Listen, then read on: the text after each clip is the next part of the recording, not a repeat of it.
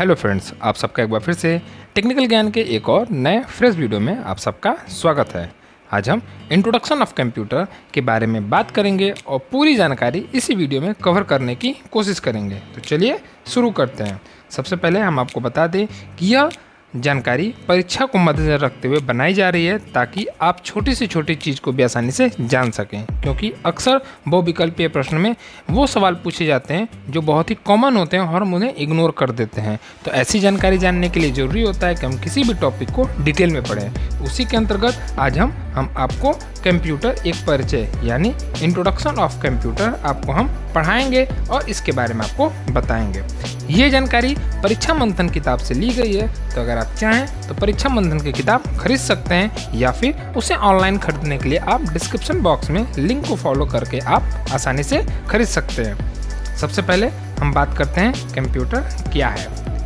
Computer एक स्वचालित electronic machine है। यहाँ हम बताते चलें, यहाँ देखिए स्वचालित है। कंप्यूटर स्वचालित मशीन नहीं होता है, स्वचालित मशीन होता है। तो आपसे एक सवाल पूछा जा सकता है कि कंप्यूटर कौन सी इलेक्ट्रॉनिक मशीन होती है, पहला स्वचालित या स्वचालित। तो इस चीज़ का ध्यान दीजिएगा कि कंप्यूटर एक स्वचालित मशीन होती है, स्वचालित मशीन नहीं होती है, जो डाटा तथा निर्देशों को इनपुट के रूप में ग्रहण करता है, निर्देशों के अनुरूप उनका विश्लेषण करता है तथा आवश्यक परिणामों को निश्चित प्रारूप में आउटपुट के रूप में निर्गत करता है। यह डाटा, निर्देश तथा परिणामों को स्टोर भी करता है ताकि आवश्यकता अनुसार इनका प्रयोग किया जा सके। यह डाटा के भंडारण तथा तीव्र गति से त्रुटि रहित ढंग से उसके विश्लेषण का कार्य करता है। अब यहाँ से हम आपको बताएं तो जो डाटा तथा निर्देशों को इनपुट के रूप में ग्रहण करता है, हम कंप्यूटर को जो भी निर्देश देते हैं, जो भी डाटा देते हैं, उसको जिस डिवाइस के माध्यम से दिया जाता है उसे हम इनपुट डिवाइस कहते हैं और उसे हम इनपुट कहते हैं। तो वो इनपुट के रूप में ग्रहण करता है, निर्देशों के अनुरूप उनका विश्लेषण करता है। अब जैसा आप इनपुट देंगे उसके हिसाब से उसका विश्लेषण करेगा तथा आवश्यक परिणामों को निश्चित प्रारूप में आउटपुट के रूप में निर्गत करता है। परिणामों को निश्चित प्रारूप का मतलब कि अगर आप उसे सॉफ्ट कॉपी में देखना चाहते हैं तो सॉफ्ट कॉपी में प्रस्तुत करेगा, अगर उसकी ज़रूरत हार्ड कॉपी की है तो वो हार्ड कॉपी में प्रस्तुत करेगा। तो जैसे ज़रूरत होगी उसके अनुरूप वो आपको आउटपुट प्रस्तुत करेगा। यह डाटा तथा निर्देश तथा परिणामों को स्टोर भी करता है। आप सबको पता है कि कंप्यूटर में जो भी हम कार्य करते हैं वो स्टोर भी किया जा सकता है या जरूरत पड़ने पे कंप्यूटर स्वतः उसे स्टोर कर सकता है ताकि आवश्यकता अनुसार इसका उपयोग किया जा सके, ताकि जरूरत पड़ने पे वो उसका दोबारा उपयोग कर सके। यह डाटा के भंडारण तथा तीव्र गति से त्रुटि रहित ढंग से उसके विश्लेषण का कार्य करता है। कंप्यूटर एक मशीन होती है जिसके कारण वो मानवीय दोषों से रहित होती है। इस कारण से कंप्यूटर गलतियां नहीं करता, इस बात का आप हमेशा ध्यान दीजिएगा। अब चले हम आगे। तो यहाँ आप देख सकते हैं चित्र संख्या 1.1 में ये बताया गया है कि ये आपका इनपुट का सोर्स है, ये प्रोसेस का सोर्स है जहाँ विश्लेषण होता है, और ये आपका आउटपुट का सोर्स है जहाँ पे आपको परिणाम प्राप्त होते हैं। चलें आगे तो बात करते हैं परिभाषा की। परिभाषा तो ऑक्सफोर्ड डिक्शनरी के अनुसार हम आपको यहाँ पे परिभाषा बताएंगे कि ऑक्सफोर्ड डिक्शनरी के अनुसार कंप्यूटर एक स्वचालित इलेक्ट्रॉनिक मशीन है जो अनेक प्रकार की तर्कपूर्ण गणनाओं के लिए प्रयोग किया जाता है। जो अनेक प्रकार की तर्कपूर्ण का मतलब वो सवाल जिसके जवाब ढूंढे जा सकें, वो सवाल जिसके जवाब नहीं ढूंढे जा सकते उनका जवाब आपको कंप्यूटर नहीं देगा और ना ही जवाब देने के लिए वो प्रतिबंधित है। इसलिए इस बात का ध्यान दीजिएगा कि पहले ही वो बता दिया है कि सिर्फ वो तर्कपूर्ण गणनाओं के लिए ही प्रयोग में लाएगा, तर्कपूर्ण गणना का ही वो क्या करेगा, जवाब देगा। आगे बढ़ें तो यहाँ है कि कंप्यूटर एक इलेक्ट्रॉनिक मशीन है जो इनपुट के रूप में डाटा स्वीकार करता है, दिए गए निर्देशों के अनुरूप डाटा को प्रोसेस करता है, सूचना में बदलता है, डाटा तथा सूचना को भविष्य में प्रयोग करने के लिए स्टोर करता है तथा प्रोसेस किए गए परिणामों को आवश्यकता अनुसार आउटपुट के रूप में निर्गत करता है। सेम बात जो अभी हमने आपको इस जगह पे बताई, अभी हमने जो इस जगह पे एक्सप्लेन किया उसी को परिभाषित ढंग से यहाँ पे बताया जा रहा है। अब चले हम आगे। तो यहाँ आपको मिलेगा कंप्यूटर के बुनियादी कार्य। कंप्यूटर के बुनियादी कार्य क्या होते हैं? तो कंप्यूटर का पहला बुनियादी कार्य होता है डाटा को इनपुट के रूप में स्वीकार करना। कंप्यूटर कोई काम तभी करेगा जब उसको डाटा मिलेगा, और सबसे पहला उसका काम हो गया डाटा को स्वीकार करना। दूसरा हो गया डाटा को दिए गए निर्देश के अनुरूप प्रोसेस कर सूचना में बदलना। अब जो आप उसको कार्य देंगे वो उस कार्य के अनुसार उसे प्रोसेस करेगा और सूचना में बदलनेगा। इसके बाद बात करें तीसरे कार्य की, तो तीसरा कार्य डाटा और सूचना को भविष्य में उपयोग के लिए स्टोर करना। वो जो कार्य करता है उसको स्वतः स्टोर भी करता है और कभी कभी हम स्टोर करके रखते भी हैं ताकि भविष्य में कभी हमको ज़रूरत पड़े तो हम उसका दोबारा इस्तेमाल कर सकें। इसका एक बहुत ही सिंपल सा एग्जांपल मैं आपको बताना चाहूँगा। जैसे अगर आप वर्ड पैड इस्तेमाल करते हैं और कोई चीज़ लिखते हैं, लिखने के बाद अगर आप उसे सेव करके रखेंगे तो दोबारा अगर कभी उसकी ज़रूरत पड़ी कुछ चीज़ें बदलने के बाद आप उसका इस्तेमाल कर सकते हैं। तो इस प्रकार से वो भविष्य के उपयोग के लिए डाटा को स्टोर कर सकता है। इसके बाद बात करें अगले पॉइंट की, जो कि है सूचना का विश्लेषण कर उसे आउटपुट के रूप में निर्गत करना। तो यहाँ बेसिकली वो चीज़ बताई गई है कि सबसे बुनियादी में सबसे पहला काम है डाटा को स्वीकार करना, फिर उसको प्रोसेस करना और उसे सूचना में बदलना, और उस सूचना से कोई ऐसी चीज़ जो भविष्य में दोबारा उपयोग में लाई जा सकती है उसको स्टोर कर सकता है वो, और आखिरी होता है उस सूचना को आउटपुट के रूप में निर्गत करना। ये उसका प्राथमिक कार्य होता है, वो उसका बुनियादी कार्य होता है जो उसको करना होता है। इसी के अनुरूप कंप्यूटर पूरा अपना कार्य करता है। यहाँ एक डायग्राम के थ्रू वो चीज़ समझा दिया गया है आपको, जहाँ पे है कंप्यूटर की कार्य प्रणाली। कंप्यूटर की कार्य प्रणाली की बात करें, सबसे पहले होता है इनपुट, हम इनपुट करते हैं, फिर होता है प्रोसेस, और प्रोसेस के बाद मिलता है हमें आउटपुट। यहाँ निर्देश इसलिए दिया गया है कि ये जो प्रोसेस होता है वो निर्देश के अनुसार ही कार्य करता है, इसलिए यहाँ अलग से इसे दिया गया, ये इसके चरण में नहीं आता है, ये निर्देश हम देते हैं इसलिए प्रोसेस होता है। इसके बाद चलते हैं हम अपने अगले पॉइंट पे, जो कि है कंप्यूटर सिस्टम के घटक। अब बात करें कंप्यूटर सिस्टम के घटक की, तो कंप्यूटर सिस्टम के घटक, कंप्यूटर का प्रत्येक घटक या तो हार्डवेयर होगा या सॉफ्टवेयर। अगर आपको याद हो तो जो हमने पहला कंप्यूटर क्वेश्चन आंसर सेशन चलाया था उसमें ये सवाल आपको आया था, जहाँ पे ये लिखा हुआ था कंप्यूटर का प्रत्येक घटक या तो सॉफ्टवेयर होगा या तो हार्डवेयर। किसी भी कंप्यूटर सिस्टम में मुख्यतः 3 भागों में बांटा जा सकता है। कंप्यूटर को हमेशा 3 भागों में, कंप्यूटर सिस्टम को आप 3 भागों में ही बांट सकते हैं, जिसमें पहला होता है हार्डवेयर, दूसरा होता है सॉफ्टवेयर और तीसरा होता है डाटा। अब आइए जानते हैं इनके बारे में एक एक करके। तो आपका हार्डवेयर क्या होता है? तो हार्डवेयर कंप्यूटर मशीन का वो भाग जिसे हम कंप्यूटर मशीन का वो भौतिक भाग जिसे हम देख सकते हैं, छू सकते हैं तथा महसूस कर सकते हैं, वो हार्डवेयर कहलाता है। जैसे keyboard, mouse, monitor, CPU, printer, hard disk, motherboard इत्यादि।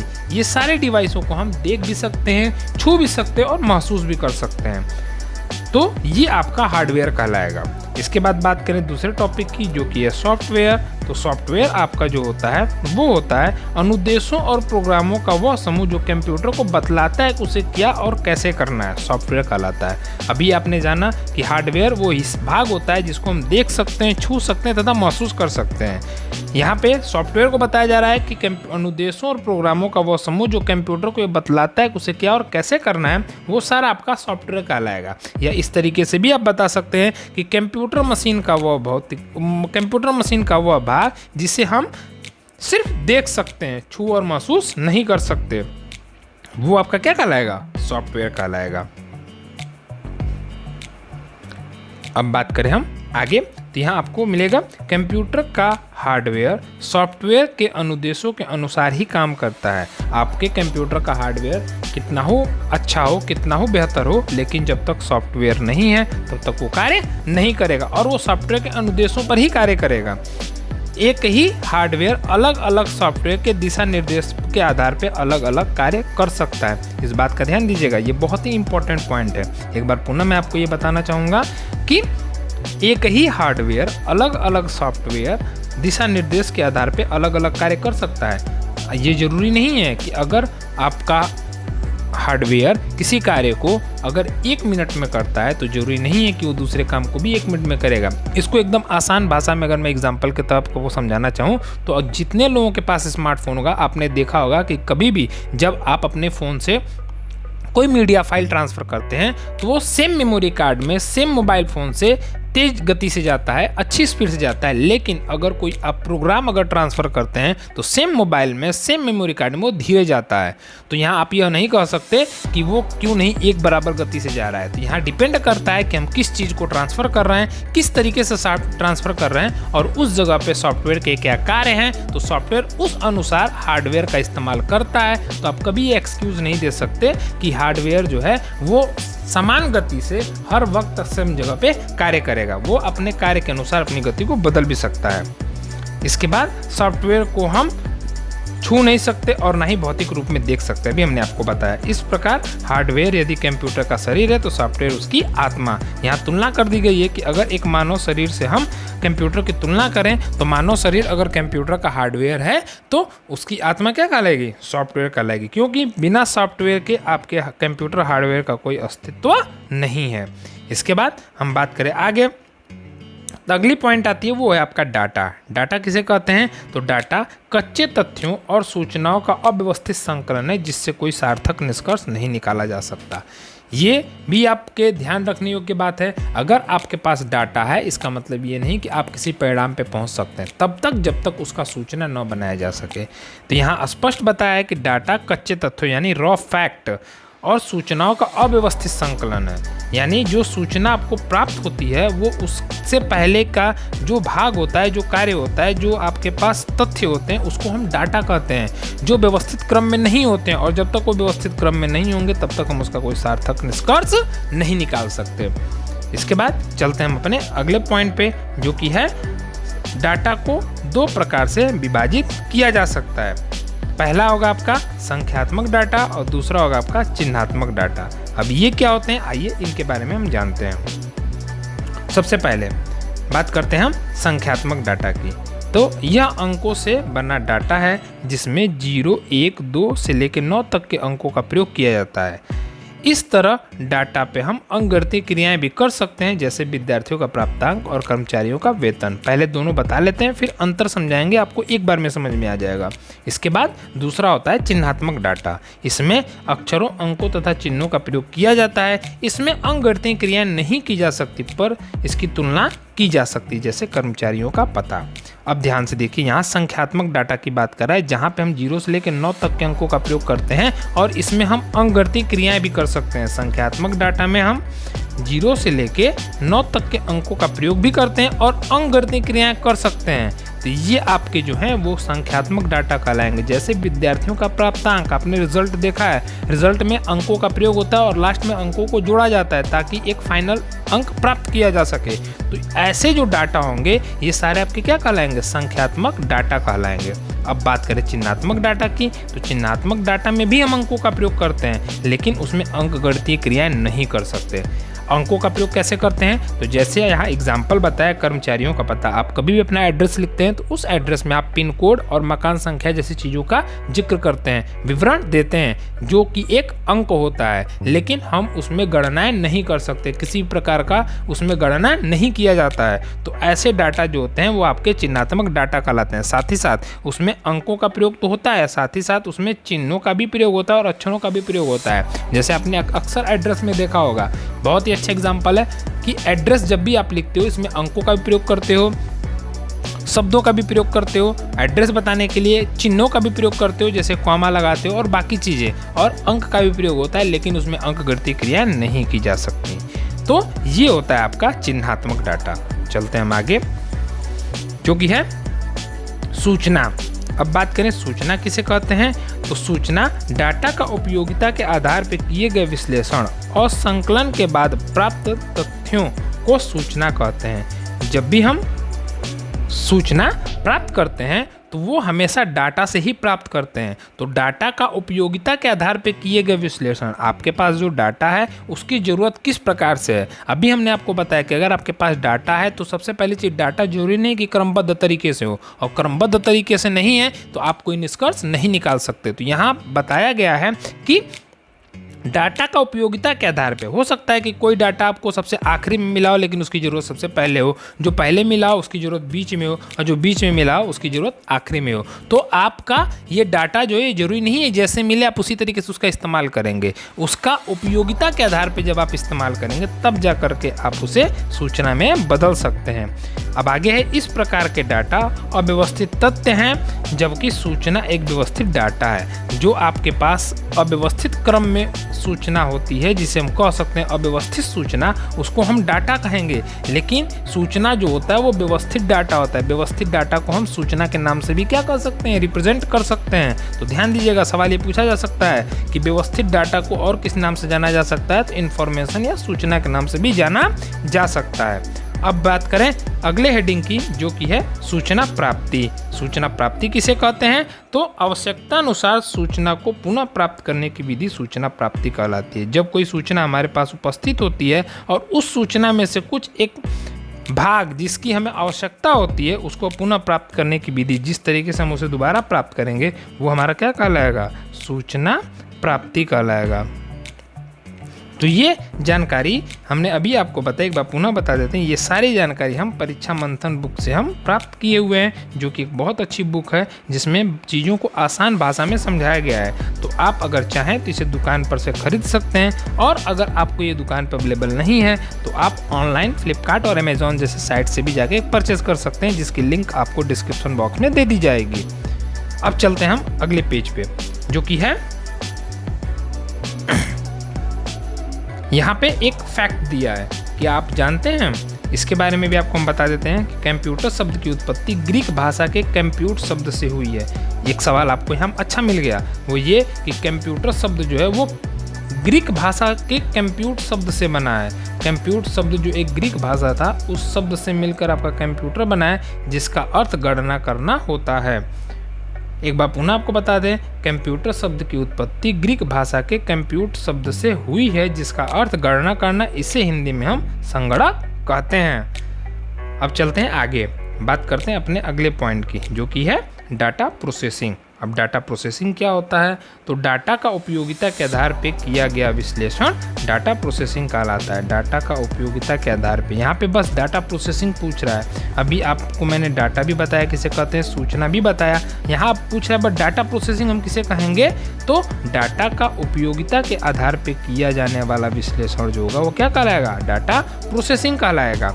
तो यहाँ देखिए डायग्राम के थ्रू समझाया भी गया है कि सबसे पहले हमारे पास होता है तथ्य, जिसका संकलन, तथ्य का संकलन होता है। कई तथ्य हमारे पास होते हैं जिसे हम डाटा बना करके जब सूचना में परिवर्तित करते हैं तो इस बीच लगा समय और ये प्रोसेसिंग जो होता है ये हमारा क्या कहलाता है, डाटा प्रोसेसिंग कहलाता है। यही हमारा डाटा प्रोसेसिंग कहलाता है। अब बात करें इलेक्ट्रॉनिक डाटा प्रोसेसिंग किसे कहते हैं, तो इलेक्ट्रॉनिक विधि से डाटा का विश्लेषण इलेक्ट्रॉनिक डाटा प्रोसेसिंग कहलाता है। वो सारे डाटा प्रोसेसिंग जिसको हम इलेक्ट्रॉनिक विधि से करेंगे वो सारे क्या कहलाएंगे, इलेक्ट्रॉनिक डाटा प्रोसेसिंग कहलाएंगे।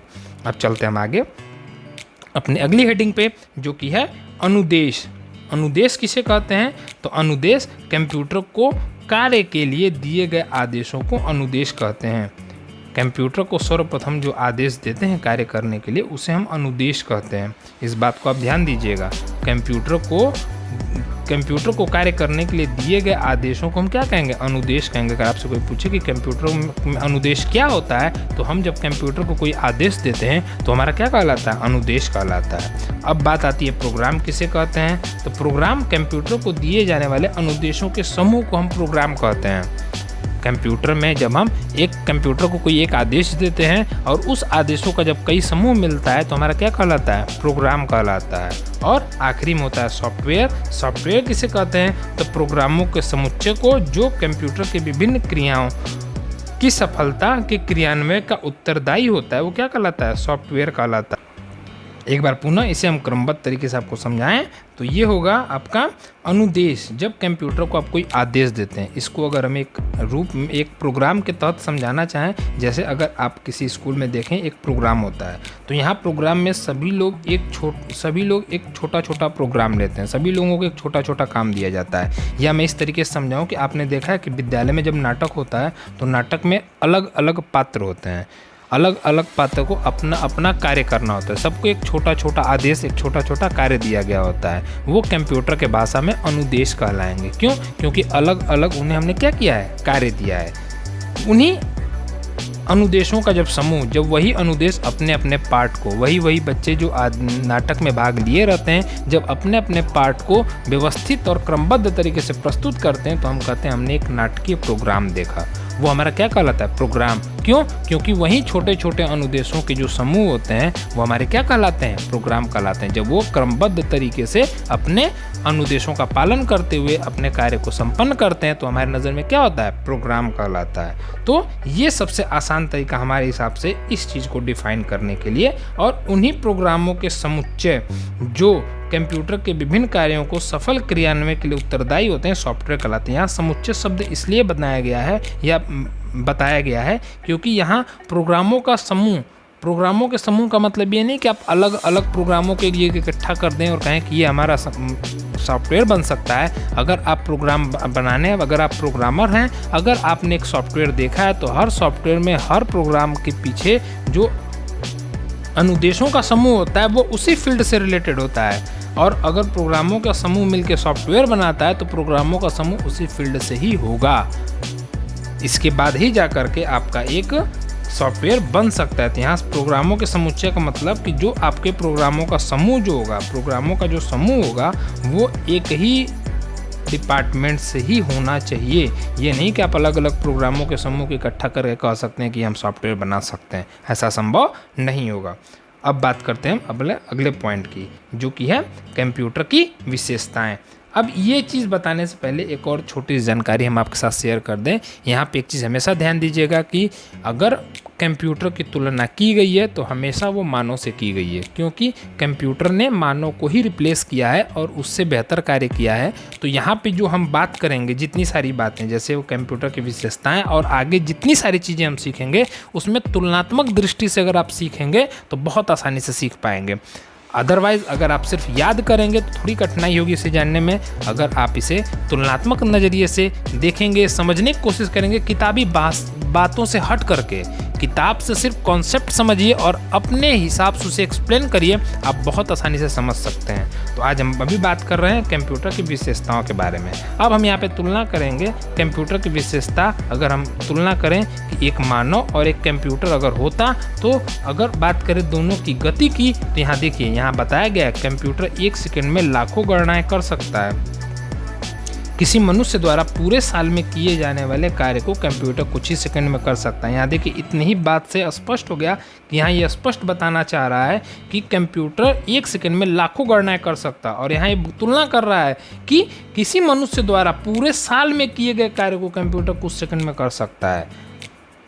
इस वजह से कंप्यूटर की एक विशेषता होती है, जो क्या होती है, गति कहलाती है, कि बहुत तेज़ी से कार्य क्या कर सकता है, कर सकता है। आगे पढ़ते हैं, जहाँ दिया हुआ है कंप्यूटर प्रोसेसर स्पीड को हम हर्ट्ज में मापते हैं। वर्तमान समय के कंप्यूटर नैनो सेकेंड में गणनाएं कर सकते हैं। कंप्यूटर की गति को हम 1 सेकेंड में प्रोसेस किए जाने वाले निर्देशों की संख्या के आधार पर मापते हैं। वर्तमान में कंप्यूटर 1 सेकेंड में 10 लाख से भी अधिक निर्देशों को प्रोसेस कर सकता है। अतः कंप्यूटर की गति को हम MIPS में मापते हैं। यहाँ से अब सारी चीज़ें जो है वो प्रोसेसर के बारे में, यानी कंप्यूटर की खूबी के बारे में बताना शुरू कर दी गई है। लेकिन हमारा ये जो पॉइंट था गति, वो आपका इतने ही लाइन में एक्सप्लेन हो गया कि कंप्यूटर जो है वो 1 सेकंड में लाखों गणनाएं कर सकता है। किसी मनुष्य द्वारा पूरे साल में किए गए कार्य को कंप्यूटर कुछ सेकंड में ही कर सकता है।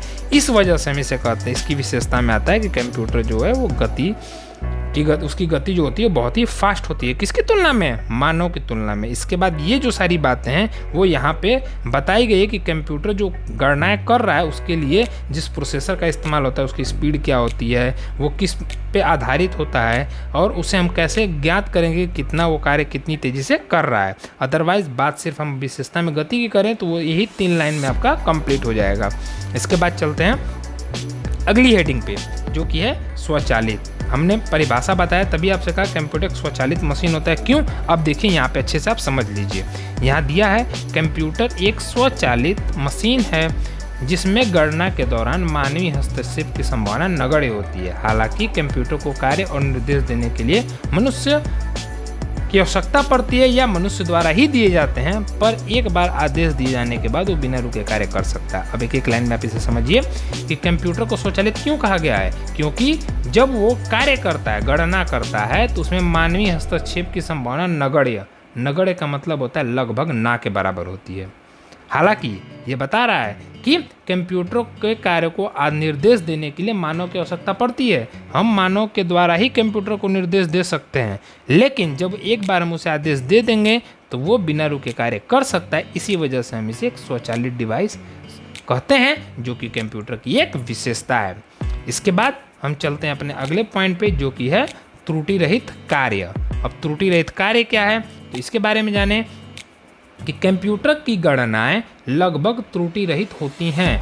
गणना के दौरान अगर कोई त्रुटि पाई जाती है तो वह प्रोग्राम या डाटा में मानवीय गलती के कारण होगा। अगर डाटा और प्रोग्राम सही है तो कंप्यूटर हमेशा सही परिणाम देता है। कभी कभी वायरस के कारण भी कंप्यूटर में त्रुटियां आ जाती हैं। यहाँ देखिए स्पष्ट बता रहा है कंप्यूटर जो है वो त्रुटि रहित कार्य करता है, जो कि इसकी विशेषता है। और क्यों ऐसा कहा जा रहा है, क्योंकि कंप्यूटर की गणनाएं लगभग त्रुटि रहित होती हैं। क्यों? क्योंकि गणना के दौरान अगर कोई एरर आता है तो वो या तो प्रोग्राम से होगा या तो मानवीय गलतियों के कारण होगा। प्रोग्राम और डाटा में मानवीय गलतियों के कारण होगा, मतलब जो हम उसको डाटा और प्रोग्राम दिए रहेंगे वो उसी गलती के कारण ही गलत जवाब देगा। एग्जाम्पल में आपको मैं बताना चाहूँ, अगर आपसे कोई पूछे कि 2 गुणे 2 कितना होता है तो आप आसानी से 4 बता सकते हो, लेकिन आप इसको अगर कंप्यूटर से पूछो 2 गुणे 3 कितना होता है तो वो 6 बताएगा। तो आप यह कहोगे कि यहाँ तो 4 आता है तो ये 6 गलत जवाब है। तो ये गलत जवाब कब हमें मिला, जब हमने उससे सवाल ही, उससे आदेश ही क्या हुआ, गलत पूछा, तो उसने गलत जवाब दिया। तो यहाँ कंप्यूटर ने गलत जवाब नहीं दिया, यहाँ हमारे द्वारा निर्देश दिया गया, जो डेटा दिया गया वो गलत था। तो अगर कंप्यूटर में कोई गलतियां पाई जाती हैं तो वो मानवीय गलतियों के कारण होगी। कभी कभी ऐसा भी होता है कि वायरस के कारण भी कंप्यूटर में त्रुटियां आ जाती हैं। अब बात करें अपने अगले हेडिंग की, जो कि है अस्थायी भंडारण क्षमता। ये भी कंप्यूटर की एक विशेषता है। कैसे, आइए जानते हैं।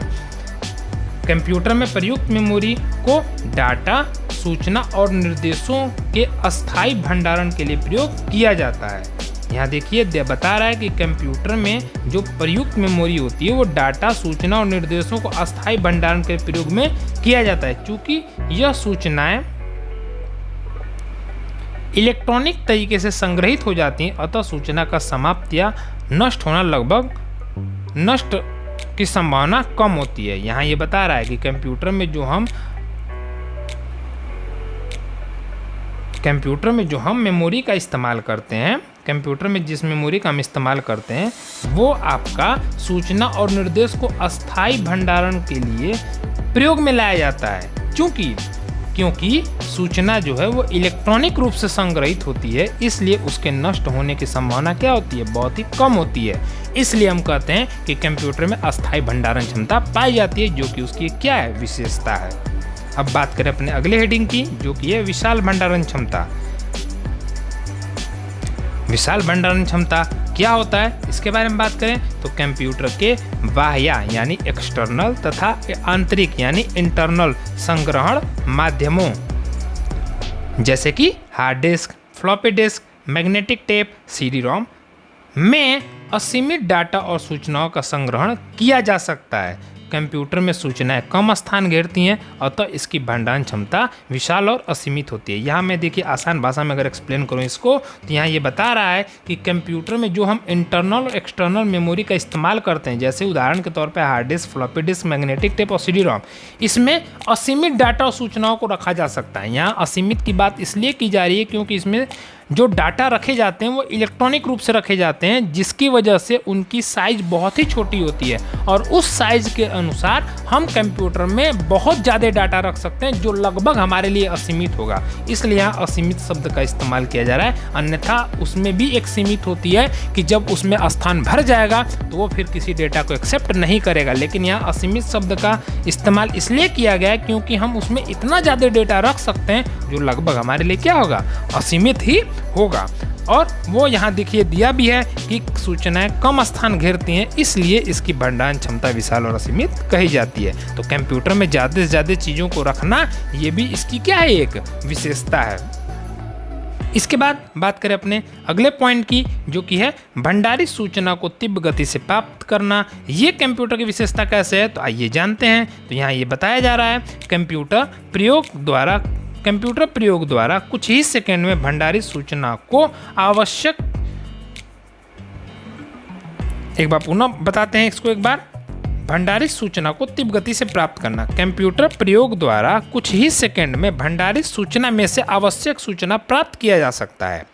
रैम के प्रयोग से यह काम और भी सरल हो जाता है। यहाँ भंडारित सूचना को तीव्र गति से प्राप्त करने का तात्पर्य यह है कि कंप्यूटर से जब भी हम कोई सूचना को रीड करते हैं तो उसमें से आवश्यक सूचना को हम कुछ ही सेकंड में प्राप्त कर सकते हैं, जिसमें हमारा रैम सहायता करता है, रैंडम एक्सेस मेमोरी, जिससे हमारा यह काम बहुत ही सरल हो जाता है और इस काम को करने में बहुत ही कम समय लगता है। इसलिए हम यह कहते हैं भंडारित सूचना को तीव्र गति से प्राप्त करना ये कंप्यूटर की क्या है, विशेषता है। इसके बाद बात करें अपने अगले हेडिंग की, जो कि है जल्द निर्णय लेने की क्षमता। जल्द निर्णय लेने की क्षमता, यहाँ बताया जा रहा है कंप्यूटर परिस्थितियों का विश्लेषण कर पूर्व ही दिए गए निर्देशों के आधार पर तीव्र निर्णय लेने की क्षमता रखता है। यहाँ पे अगर हम कंप्यूटर से कोई पहले काम करवा चुके हैं और दोबारा वैसा ही काम देते हैं तो वो उसी निर्देशों के अनुसार जल्द ही निर्णय ले सकता है और आपके काम को कंप्लीट कर सकता है, जो कि अक्सर हमने देखा है कि यह मानव के अंदर नहीं पाया जाता है। वहाँ जब तक एक तुलनात्मक दृष्टि से देखें तो जब भी हमें कोई काम दिया जाता है तो जब तक कहा नहीं जाएगा तब तक हम उसे करते नहीं हैं, तब तक वो काम दोबारा या तिबारा ही क्यों ना करना पड़े, वो काम दूसरी बार या तीसरी बार ही क्यों ना करना पड़े, लेकिन जब तक हमें निर्देश नहीं मिलेगा तब तक हम कार्य नहीं करेंगे और जैसे कहा जाता है हम वैसे ही करते हैं। लेकिन कंप्यूटर से जब हम एक बार कोई कार्य करवा लेते हैं और दोबारा भी वही काम हम उसको देते हैं तो पहले से ही अपने पुराने दिए गए निर्देशों के आधार पर जल्दी से निर्णय लेने की क्षमता रखता है, ताकि वो काम को क्या कर सके, जल्दी से कंप्लीट कर सके। यहाँ जो आप ये सारी चीज़ें पढ़ रहे हैं, विशाल भंडारण क्षमता, जल्द निर्णय लेने की क्षमता, ये आपका उसी पे ही क्या होता है, संभव होता है। इसके बाद बात करते हैं अपने अगले हेडिंग की, जो कि है विविधता। विविधता क्या होती है, तो कंप्यूटर की सहायता से विभिन्न प्रकार के कार्य संपन्न किए जा सकते हैं। आधुनिक कंप्यूटर में अलग अलग तरह के कार्य एक साथ ही संपन्न करने की क्षमता होती है। कंप्यूटर में विविधता क्या होती है, तो सिंपल भाषा में अगर मैं आपको समझाऊं तो कंप्यूटर जो है वो अलग अलग कार्यों को एक साथ करने की क्षमता रखता है, जिसे हम विविधता कहते हैं। और ये कंप्यूटर के अंदर एक गुण है जिसकी वजह से यह विशेषता के अंतर्गत क्या किया जाता है, जाना जाता है। थ्योरिकल बात कर लें तो कंप्यूटर की सहायता से विभिन्न प्रकार के कार्य संपन्न किए जा सकते हैं। मतलब यहाँ कंप्यूटर की सहायता से हम विभिन्न प्रकार के कार्य संपन्न कर सकते हैं और आधुनिक कंप्यूटर जो आज के समय यूज किए जा रहे हैं उसमें अलग अलग तरह के कार्य एक ही साथ संपन्न करने की क्षमता कंप्यूटर में होती है। तो ये हमारा क्या कहलाता है, कंप्यूटर की विविधता कहलाता है, जो कि उसकी एक क्वालिटी है। इसके बाद हम बात करें अपने अगले हेडिंग की, जो कि है पुनरावृत्ति।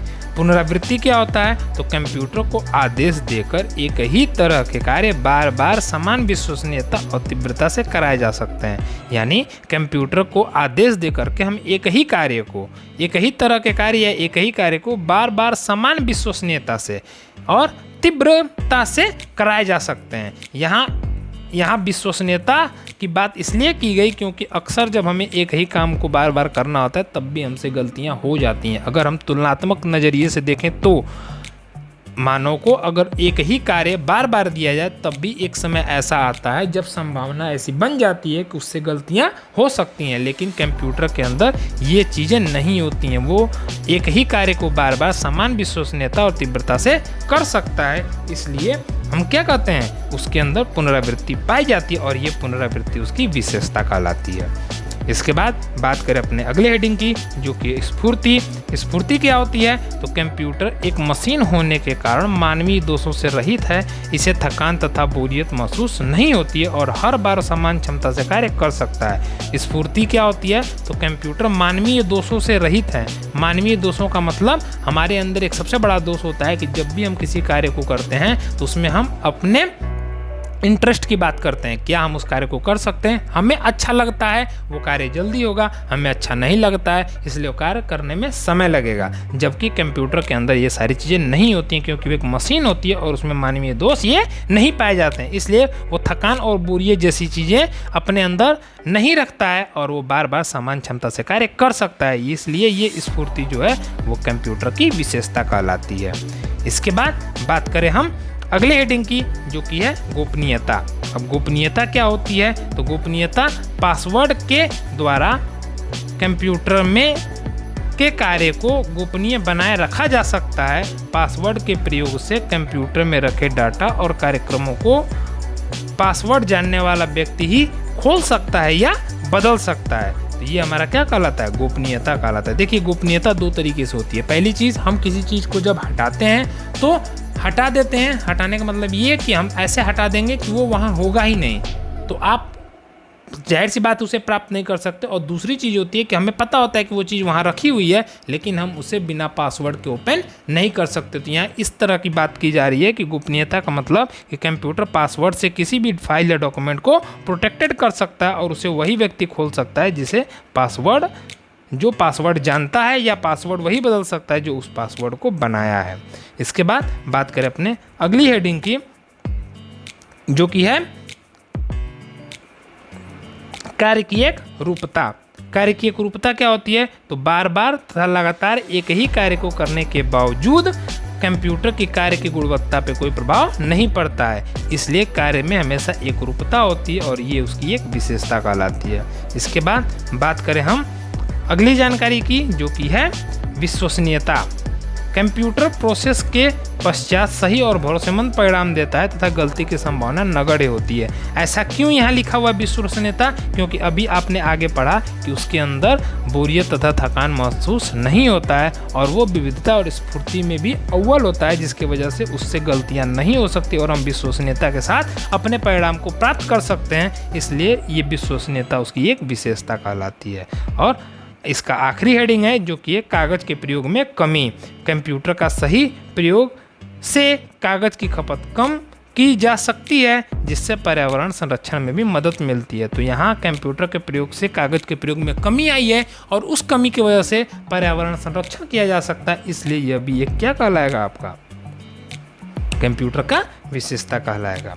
अब बात करते हैं एक फैक्ट की, जो कि है भारत में कंप्यूटर का प्रथम प्रयोग 16 अगस्त 1986 को बेंगलुरु के प्रधान डाकघर में किया गया था, जबकि भारत का पहला पूर्ण कंप्यूटर के डाकघर नई दिल्ली में। ये भी बहुत अच्छा सवाल बन सकता है कि कंप्यूटर का प्रथम प्रयोग, अगर बात शहर की होगी तो प्रथम प्रयोग बेंगलुरु के प्रधान डाकघर में किया गया था, जबकि भारत का पूर्ण कंप्यूटरकृत डाकघर नई दिल्ली में है। यानी प्रथम प्रयोग जो बेंगलुरु में हुआ था वो पूर्ण कंप्यूटरकृत नहीं था, सिर्फ कंप्यूटर का प्रथम प्रयोग किया गया था, लेकिन पूर्ण कंप्यूटरकृत जो आपका कंप्यूटर डाकघर जो बना था वो नई दिल्ली में था और प्रथम प्रयोग 16 अगस्त 1986 को किया गया था। ये चैप्टर 1 पहले भाग का पहला वीडियो था। इसका दूसरा वीडियो यानी इसका अगला भाग आपको कल मिलेगा, जहाँ पे पूरे चैप्टर को हम कंप्लीट कर देंगे।